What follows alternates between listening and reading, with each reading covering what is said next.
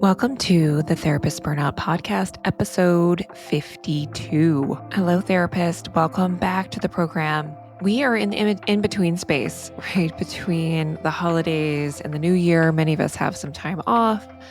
For me, it's been a lot of time with family. Talked last week on how I was going to have a restful Christmas holiday, and I did for the most part.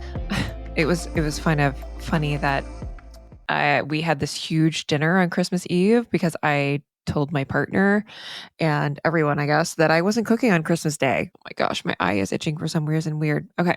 I had a moment. So yeah, I just know December can bring a whole lot of depletion for us as mental health professionals. And I think also being a mother and putting on Christmas brings a lot of depletion for me. And so I did change some things around this year, and I think on the whole they went really well. So I'm happy I put some things in place. I hope you were able to get some rest or getting some rest over the next week until we kind of start back to work in January. I mean, maybe some of you are back to work. I hope not, though. I hope you're taking some time off because January is usually typically pretty busy for most mental health professionals. So I hope you're able to take some time off. So today, I just want to recap the December series that we had on why it's hard to make a change because a lot of us think of January. We have a lot of motivation for change in January, I think, because we're primed to do it socially. I think we have those New Year's resolutions that kind of chime into our brain that it's a new year, new start. I don't want to say new you because it's so cliche and no one likes it. But it is a time where I think we have increased motivation to think about change. So I always like to use it because we use that energy for something. For me, I'm a fitness instructor and a personal trainer as well. So my classes get bigger in January. And so I watch this influx of people who come into the gym, and I'm always excited by them. I know not all of them stay, but I'm hopeful that they will find the workout that they love, that they find joy in moving their body. And so maybe I'll just talk about that. So I teach this beautiful format. It's called Warrior Rhythm. And it's a little bit of yoga, it's a little bit of Pilates, a little cardio, a little weight training. And it's all done to music. So it's done to like kind of this 8 count of the music. So it kind of makes yoga like dance. And it's fun. It's, our tagline is what is it? Flex, flow, focus. And I'm not like promoting any of this workout, but it's great because I just teach it in a gym. So it's not like I'm selling you my workout class. But anyway, just talking to you about how I think I notice people are kind of coming in, they're wanting to change, they're wanting to get healthier. And I think that's a good thing. But I think we don't think about what consistency really looks like in reality. We think about like the perfectionism that a lot of us have towards goal change, right? That we have to keep our streak, quote unquote. There's like all these horrible fitness challenges that just take the joy out of movement that make me so mad. Like 75 days of hard where you're supposed to essentially beat up your body to quote unquote get fit. And a lot of people don't follow through on them because they're awful for you. For a lot of people who might be deconditioned, they haven't been working out, and then they go into an intense workout program. Please don't do that to yourself.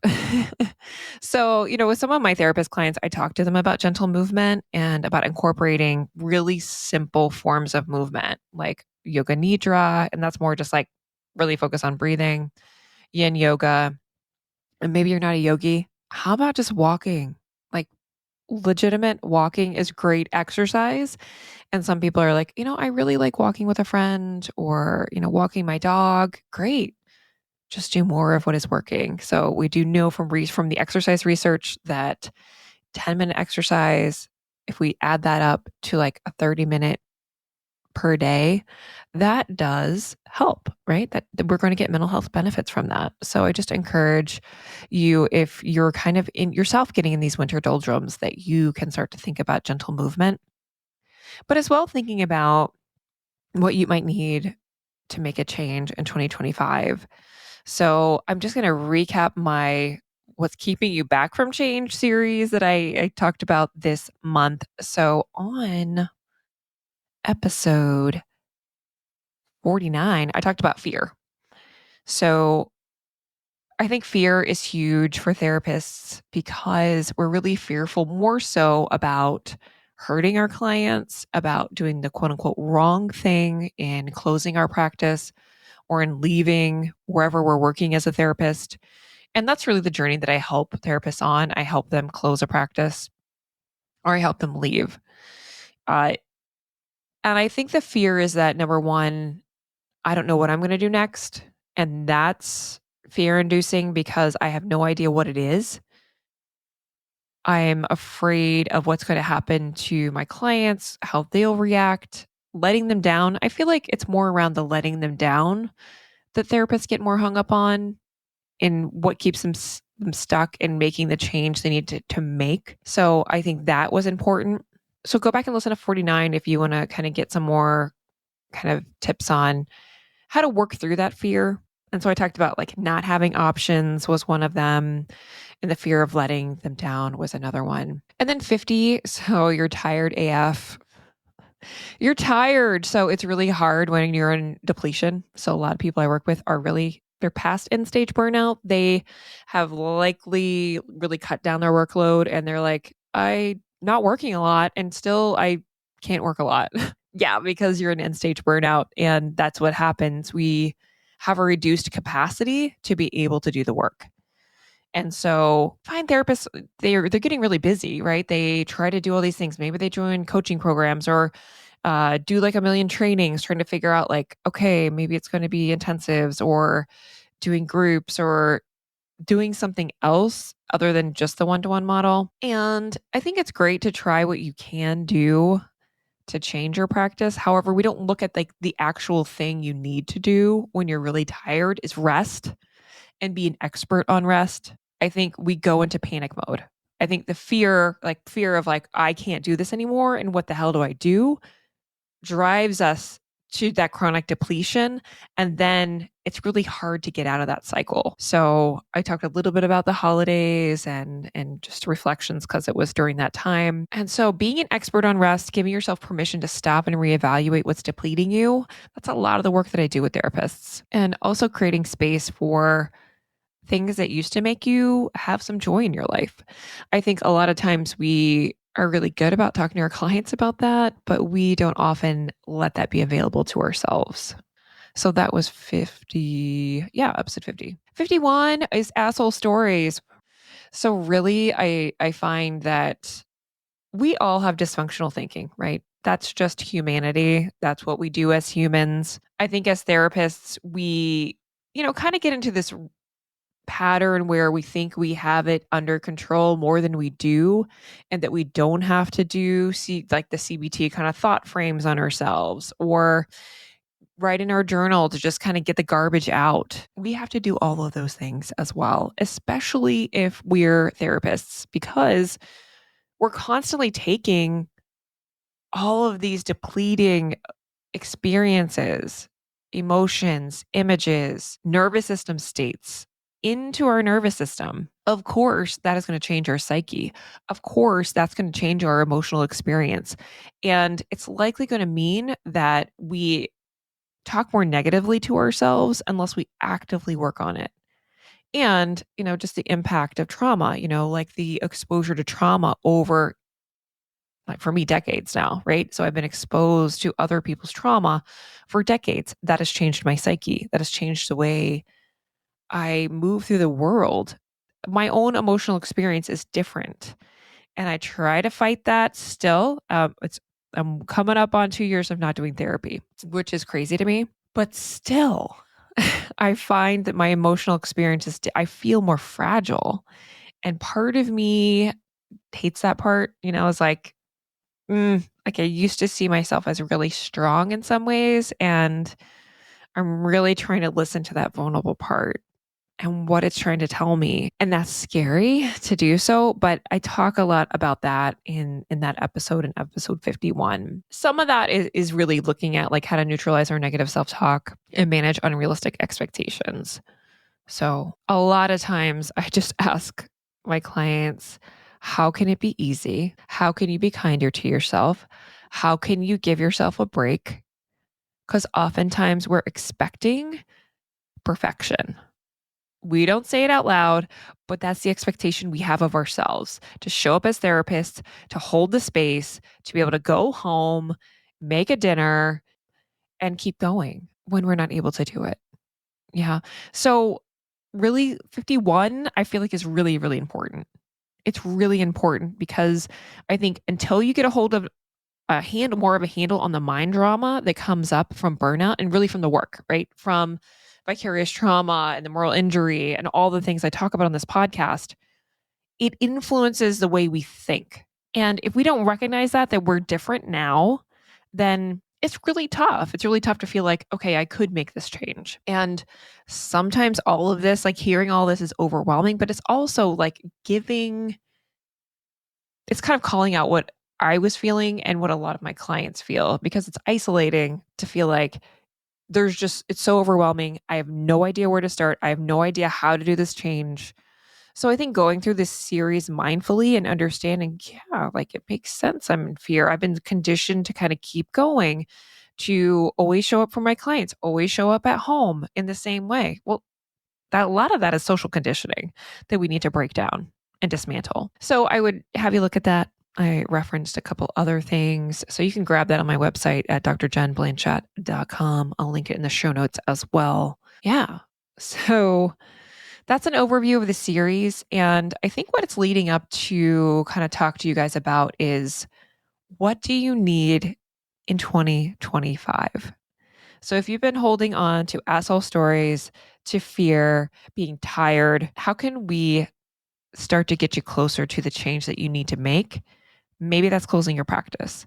Maybe that's leaving your job. Maybe that's completely rewriting how you're showing up in the work as a therapist if you want to stay. I think part of it is really trying to really nail down these things. So I did an audit and looking at what I needed in 2025. I know I need more rest. I need to really focus on my sleep, take fewer reports on. So I have a contract job. I work for schools. I talk about that a lot. I took on a second contract this year because I was kind of fearful, because every year they post my position, because I'm contract, I'm not an employee. Part of me was thinking of being an employee this year. I still think I'm unemployable in some ways after working for myself for 10 years. But I'm not against necessarily taking a job. I'm not against taking a job if the circumstances are right. I think I'm committed to this podcast and seeing where it goes. So I'm committed to doing 100 episodes. That's the promise that I told myself that I would do. And I'm at 52. I'm more than halfway there, which is exciting. And things are coming out of this. I've got clients and I feel like I'm doing really good work. So that feels awesome. But I want you to think about, what do you need?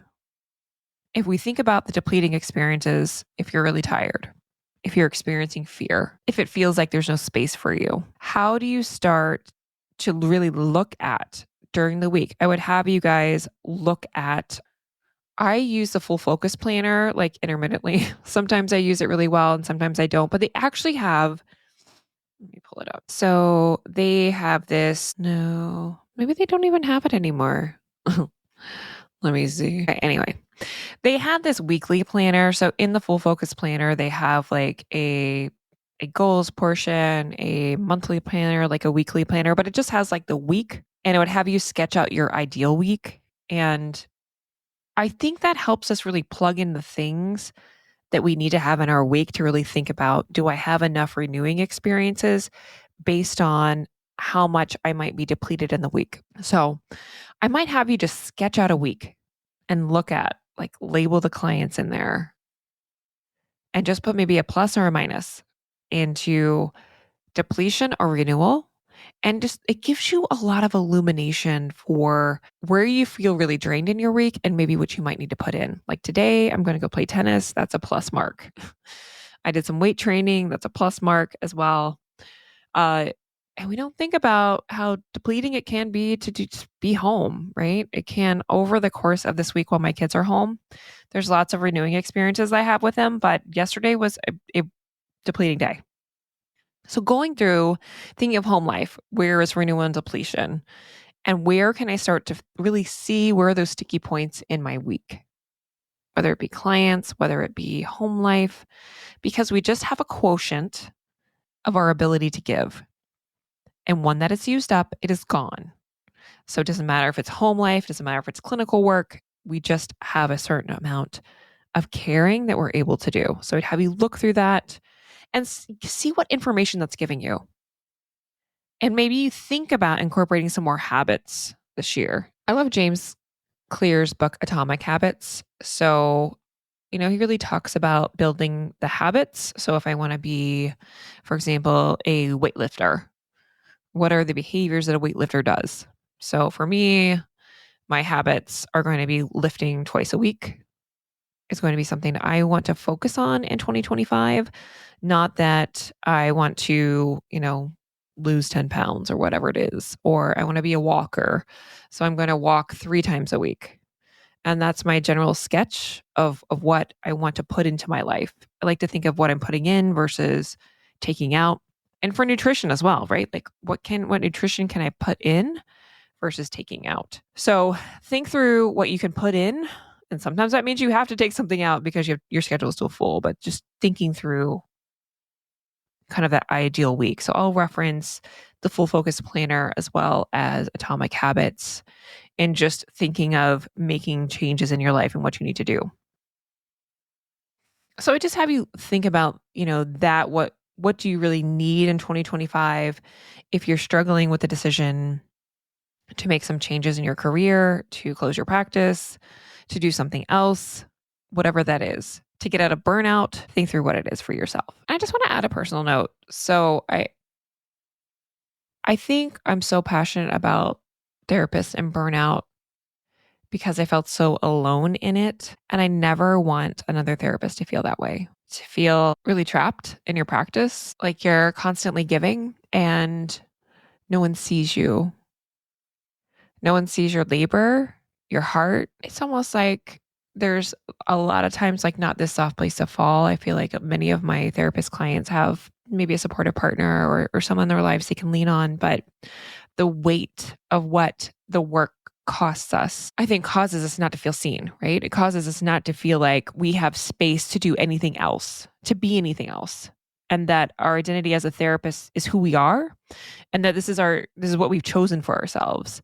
And that because we've chosen this work, that means that we don't have experiences we want to have. We aren't able to have the joy we want to have in our lives because we do this work. We're not able to be financially supported because we've chosen to do this work. And I just know you can't go on living that way. That taking that on for yourself comes at a cost. If you need motivation, you can borrow my nervous system to start making these changes, to start finding more rest for yourself, and perhaps even think about making the decision in 2025 to leave therapy, to give yourself a true break, to close your practice, to make the big shifts you need to make in your life to really feel like you can walk through the world the way you want to, not the way you think you're supposed to. All right, my friends.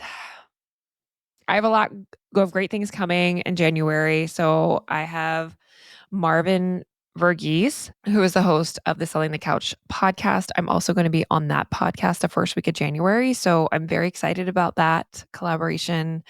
And then I'm just going to have a series on closing your practice. I don't think I've ever really had a series on closing your practice. And I'm going to have a burnout series as well. One of my more popular episodes was why is therapist burnout different? Because I think when I was in full burnout, I was kind of Googling stuff a lot. And because I'm just like, what does this feel like? What does this look like? And so I think giving some resources there and kind of calling out what therapists are experiencing. I want to kind of flesh that out more in like a series, possibly in February. My career series is also really popular. That might come more closer to the summer. And I also hope to have some more therapist stories because you love them. So I'm going to do that as well. Yeah, so that's what I have for you today. If you need support in closing a practice, I'm really focusing more for my therapy client, not my therapy clients, my clients who are therapists, because I don't do therapy. In 2025, I'm going to focus more on practice closure. So that might look like a few different things. I have some things in the hopper, but I am going to be focusing on really, you need to close your practice and you need some help to do that. And so I'm going to help you walk through those steps. I'm developing a free resource on that now that I hope to get out soon. But before that time, you can just send me an email. So I'm info@drjenblanchette.com. And if you'd like to get on a consult call, I'd do that. Or if you just want to say hi, we can do that too. Okay. I'll drop my email in the show notes. So if that's something you want to work on in the new year, let's do it. Okay. Have a good one.